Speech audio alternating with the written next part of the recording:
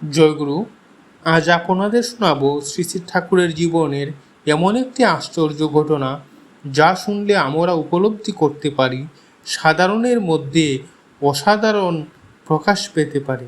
ঘটনাটি পাবনায় ঠাকুরবাড়ির কাছে এক জঙ্গলকে ঘিরে। চলুন শোনা যাক শ্রী শ্রী ঠাকুরের শ্রীমুখে বলা সেই ঘটনা। পাবনায় ঠাকুরবাড়ির কাছেই ছিল বনবাদার, বাঁশঝাড় ও আরও অনেক রকম বুনো গাছপালায় জায়গাটা জঙ্গলাকীর্ণ ছিল। ওই বাগানে অনেকেই পায়খানা করতে যেত। একদিন শ্রী শ্রী ঠাকুর ওই জঙ্গলের মধ্যে দিয়ে আসছেন। হঠাৎ একজনের মলের উপর শ্রী শ্রী ঠাকুরের পা পড়ল। পরবর্তীকালে তিনি এই ঘটনা কেমনভাবে বলতেন তা তার শ্রীমুখেই শোনা যাক।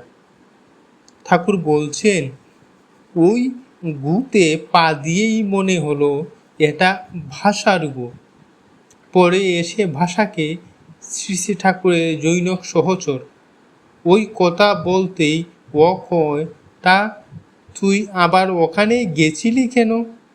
পাঠক লক্ষ্য করুন, জঙ্গলের মধ্যে খানিকটা মলের উপর পা পড়েছে। সঙ্গে সঙ্গে প্রভুর অন্তর্দৃষ্টিতে সেই মলত্যাগকারীর চেহারা নাম পর্যন্ত ভেসে উঠেছে।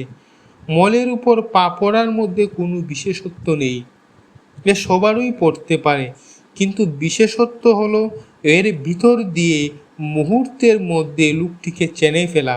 স্বাভাবিকের মধ্যে কি অস্বাভাবিকতা, অ্যাবনর্মালি নর্মাল কি একেই বলে।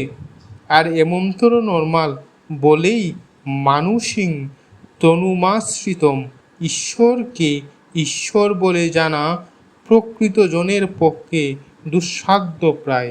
এই ছোট্ট ঘটনাটির মধ্যে দিয়েই যেন শ্রী শ্রী ঠাকুরের অসাধারণ অন্তর্দৃষ্টির একটি ঝলক আমরা দেখতে পাই। স্বাভাবিকের মধ্যে যে অস্বাভাবিকতা লুকিয়ে থাকতে পারে, এই ঘটনাটি যেন আমাদের সেই কথাই মনে করিয়ে দেয়। জয়গুরু।